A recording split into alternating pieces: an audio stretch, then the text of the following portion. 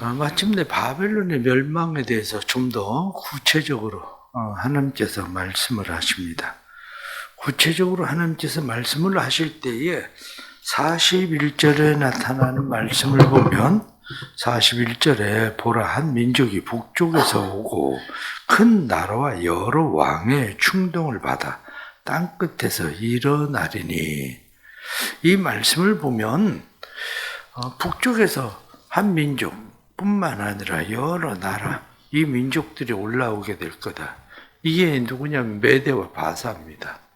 메대와 바사를 중심으로 해서 그들이 바벨론을 치러 이제 올라오게 되죠. 그것을 다니엘서에 나타난 말씀은 다니엘서에 우리가 분명하게 알게 되는데, 다니엘서에 벨사살 왕이 잔치를 벌이고 있었습니다. 잔치를 벌이고 있었는데 그 잔치를 벌일 때에 갑자기 메대 바사의 군대들이 들어오게 되죠. 그래서 벨사살 왕은 죽게 되고, 그리고 새로운 나라가 세워지게 되는데, 그때가 언제냐면 539년, BC 539년에 그 일이 이제 일어나게 됩니다. 586년에 아수르의 이 바벨론에 유다가 멸망을 당하는데, 얼마 가지 않아서 539년에 이제 바벨론도 멸망을 당하게 되는 그런 상황이 되죠. 이 바벨론의 멸망에 대한 것을 보면 유브라데 강을 바벨론이 유브라데 강이라고 하는 큰 강이 가로막고 있어서 다른 나라들이 사실은 침공하기가 어려운 그런 상황들이었었죠. 그러니까 메대 바사, 이 나라들이 바벨론을 정복하기 위해서 유브라데 강물 줄기를 다른 데로 돌려요. 강물 줄기를 다른 데로 돌려서 바벨론을 침공하게 되는 그러한 역사적인 이야기들은 나오죠. 중요한 것은 하나님께서 왜 바벨론을 멸망시키시려고 하셨나 하는 것들입니다. 그것을 오늘 29절 하반절에 나타난 말씀을 보면 이스라엘의 거룩한 자 여호와를 향하여 교만하였습니다. 바벨론이 멸망하는 것은 여호와 하나님을 향해서 교만했다. 성경은 그렇게 말씀을 하고 있죠. 그래서 그것을 31절에 나타난 말씀을 보면 주 만군의 여호와의 말씀이니라 교만한 자여, 이렇게 바벨론을 지칭할 때 교만한 자여, 이렇게 말씀하고 있죠.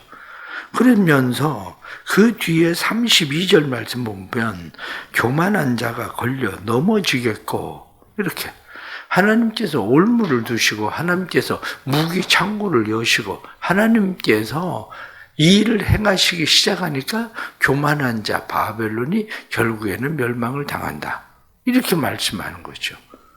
그것을 우리에게 말씀하고 있는 것은 교만, 멸망의 선봉이다. 성경이 끊임없이 이야기하고 있는 교만이라고 하는 것이 결국에는 멸망을 불러온다, 이렇게 말하고 있는 거죠.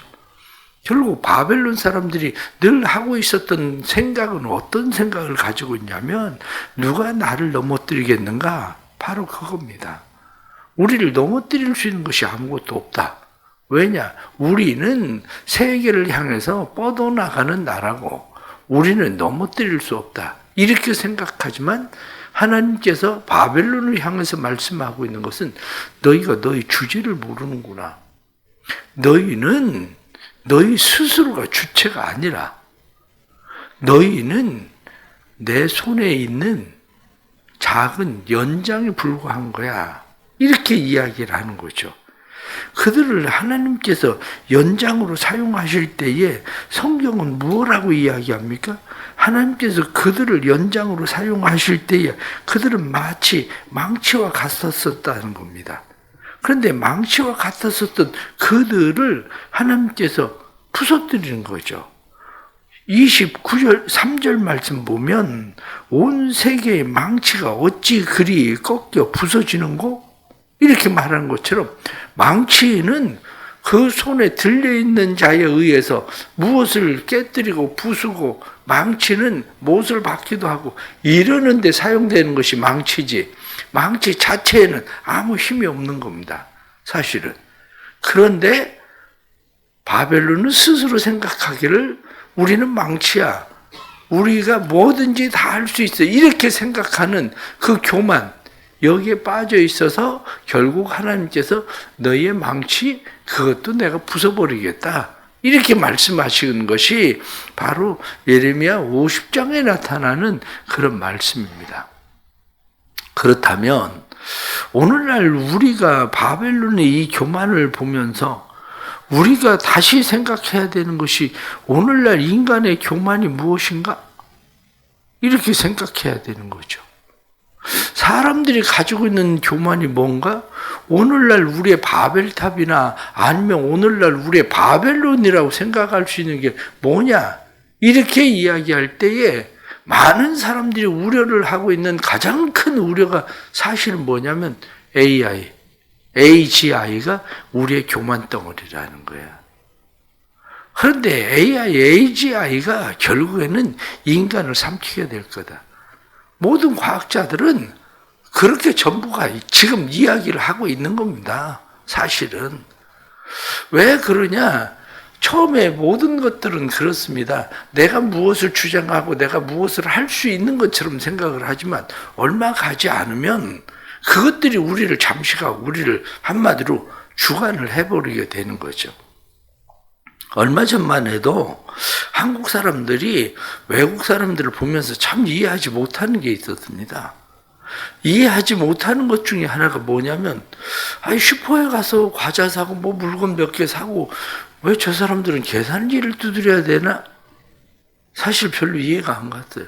왜냐? 한국 사람들은 이 암산력이, 그 사람들이 한국 사람들 볼 때, 와, 대단하다. 저거 어떻게 다 그냥 계산을 하지?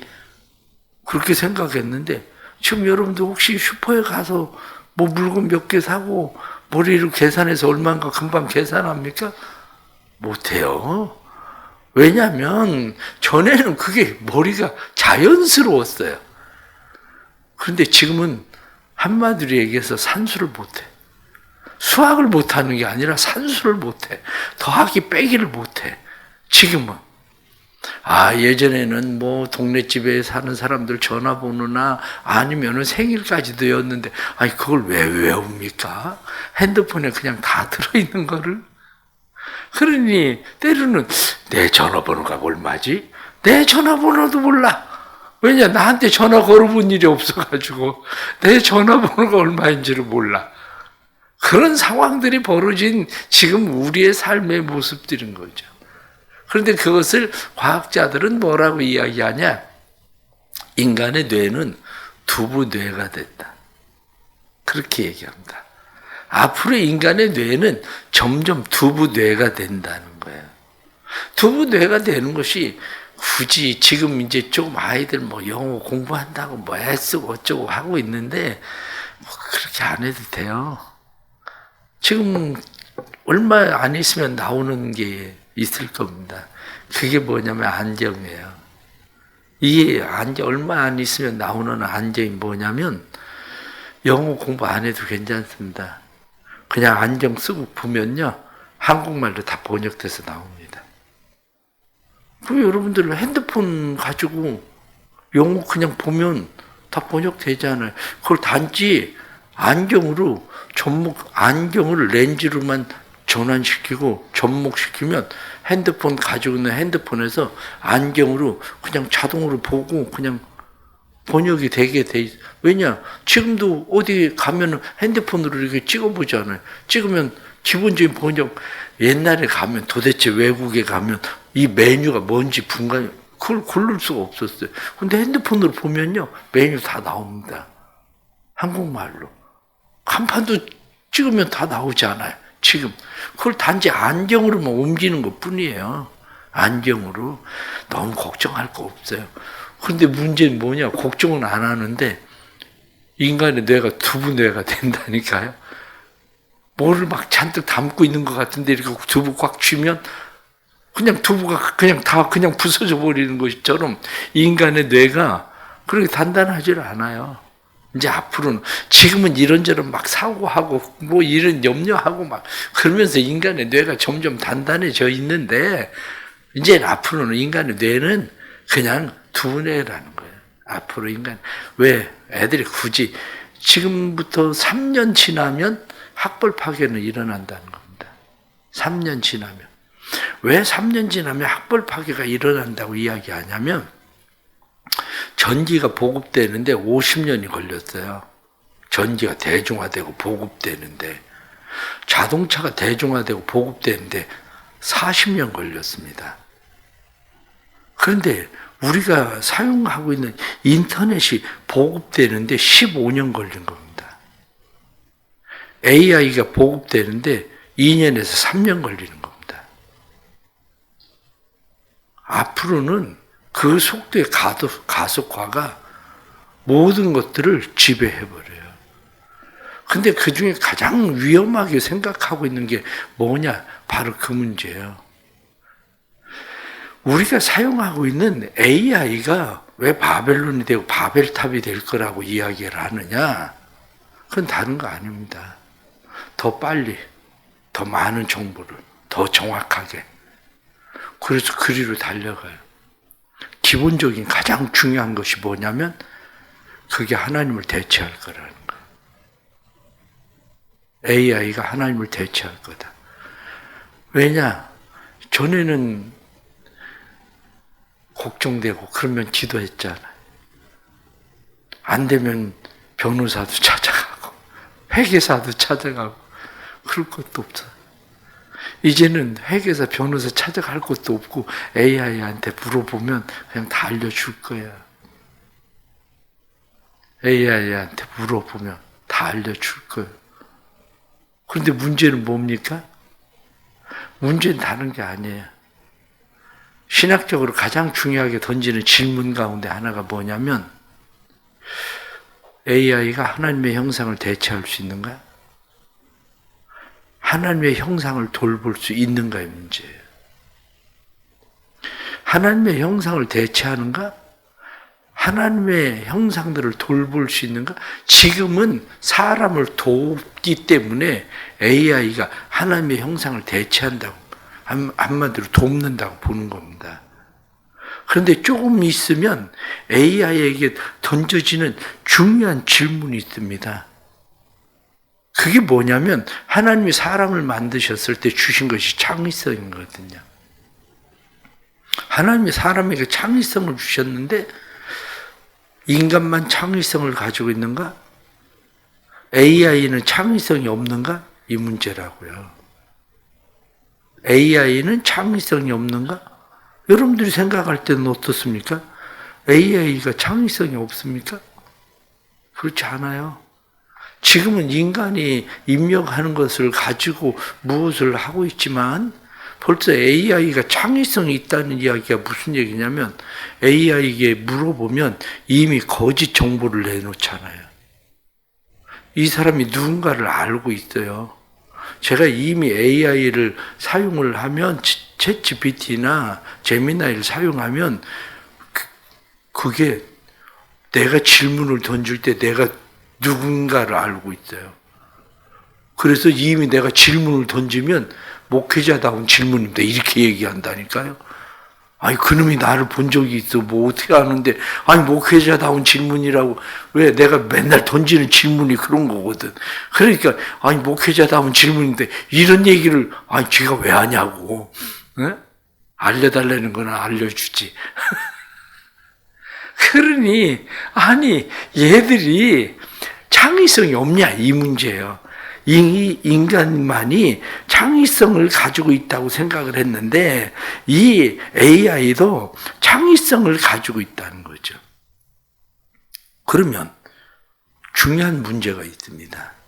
그게 뭐냐면 AI에게 영성이 있을까? AI한테 혹시 물어보세요. 너희에게도 영성이 있나? 지금 없다고 얘기하죠. 영성은 인간만이 가지고 있는 거다. 이렇게 얘기합니다. 그런데 조금 지나면 AI가 스스로 영성을 가지고 있다고 말할 거예요. 조금씩. 우리도 나름대로 영성이 있다. 몰라요. 아직 좀 지나서 안 물어봐서 모르겠는데 그럴 것 같아. 얘들이. 그게 왜 제가 지금 이런 말을 하고 있느냐면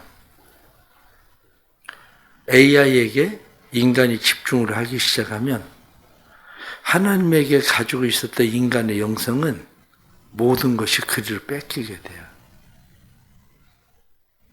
그것을 바꾸어서 이야기하면 우리를 하나님 앞에 세우질 않는다 그거예요. 기본적으로 여러분들이 살면서 TV를 보고 핸드폰을 보고 그러기 시작하면서 여러분을 하나님 앞에 세우는 시간은 얼마나 됩니까? 하나님 앞에 자기를 세우던 시간들이 그리로 다 뺏겼어요. TV 앞에 서 있지, 핸드폰 앞에 서 있지, 우리가 스스로 하나님 앞에 나를 세우지 않아요. 그래서 지금은 신학적으로 이야기하는 건 뭐냐면 AI는 인간을 거룩하게 하진 못한다. 그거거든요. 모든 정보를 제공하고 모든 것을 다 해주고 더 빠르게, 더 정확하게 해주지만 AI가 인간을 영적인 사람으로 만들지 못한다는 거예요. AI가 인간을 거룩하게 만들지 못한다는 거예요. 그러면 거룩함 없는 우리가, 거룩함을 잃어버린 우리가 세상을 살아가면서 우리를 스스로 영적인 인간이라고 말할 수 있을까? 그럼 영적이지 않은 인간이 하나님 앞에 자기를 세우지 않고 살아가는 사람들이 하나님을 대체해서 AI를 우리가 하나님으로 대체해버린 사람들이 교만하지 않다고 할 수 있을까? 바로 그거죠. 결국 인간은 하나님의 대체물을 찾게 되고 하나님의 대체물을 찾아서 그것을 AI로 사용하기 시작을 할 때 인간은 결국 멸망받을 수밖에 없는데 그 멸망의 도구가 뭐냐? 바벨론이 망치처럼 사용되었던 바벨론의 그 망치를 하나님께서 부숴버리고 망치를 깨뜨리는 것처럼 결국 인간은 AI에게 망한다는 거예요. 그게 미래를 보는 사람들이 하는 얘기예요. 미래를 보는 사람들이. 그것도 시간이 얼마 남지 않았다는 거예요. 윤리적으로 인간이 AGI를 어떻게 사용해야 되는지 윤리적인 그것이 분명해지지 않으면 결국엔 망한다는 거예요. 그게. 결론적으로 말씀을 드리면 그렇습니다. 교만하지 않은 방법이 뭡니까? 우리를 하나님 앞에 자꾸 세우는 거예요. 우리가 5만 시간 기도하자 이렇게 이야기하는데 5만 시간 기도하려고 기도해보니까요. 목회자로서 몇 시간 기도하려고 해보니까 당장 필요한 게 뭐냐면 설교할 시간이 별로 없어. 설교 준비하고 연구하는 시간이 없어져. 아, 이렇게 설교가 좀 점점 빈약해지는 것 같은 그런 느낌. 그런 거.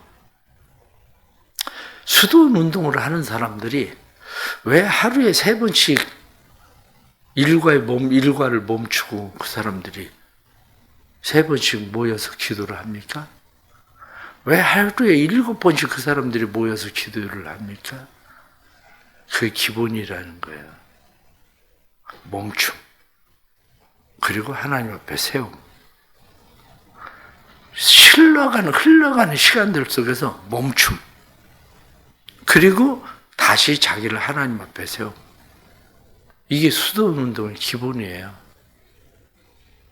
마찬가지로 우리의 시간들 속에서 우리가 해야 되는 왜 이렇게 자꾸 기도하자 이렇게 이야기하느냐.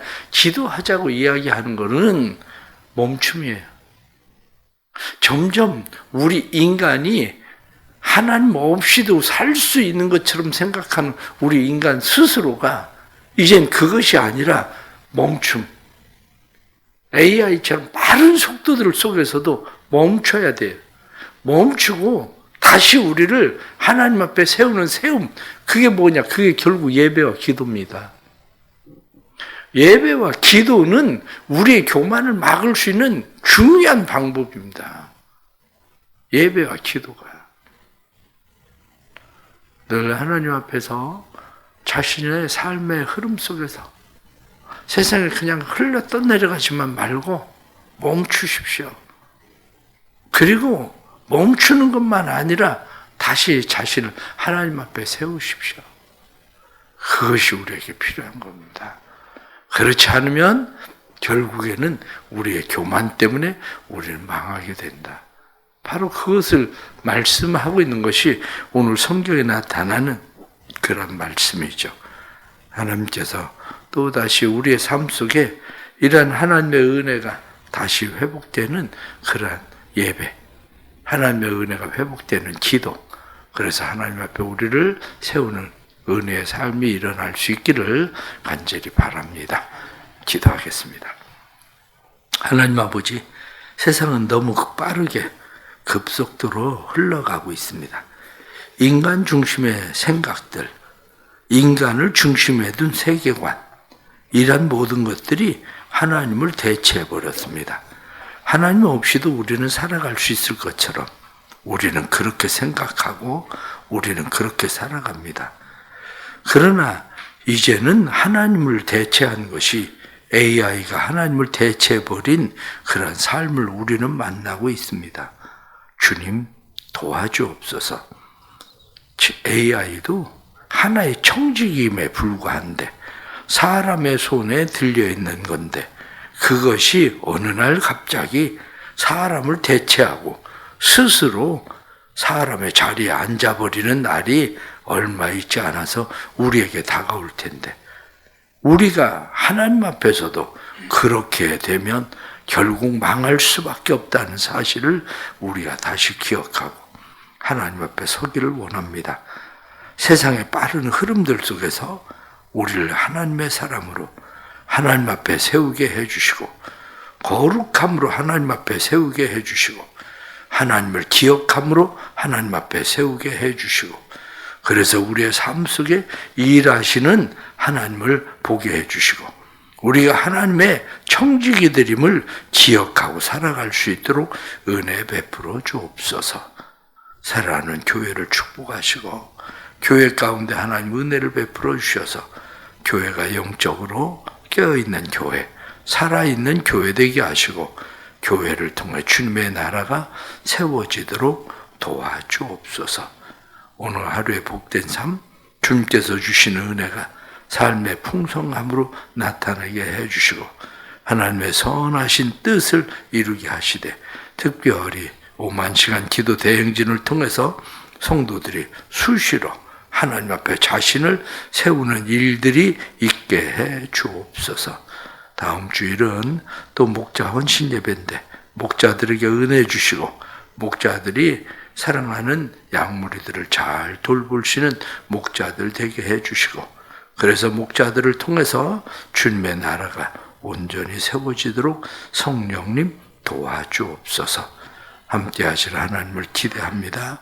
오늘도 주의 은혜 가운데 믿음의 역사로 하루를 살아갈 수 있도록 도와주시고 특별히 질병 가운데 있는 성도들 치료하시고 회복해 하시는 하나님의 은혜가 나타날 수 있도록 도와주옵소서. 믿음으로 기도하며 주께 나아가는 자들마다 기도가 응답되는 하루 되게 해 주옵소서. 예수님의 이름으로 기도드리옵나이다. 아멘.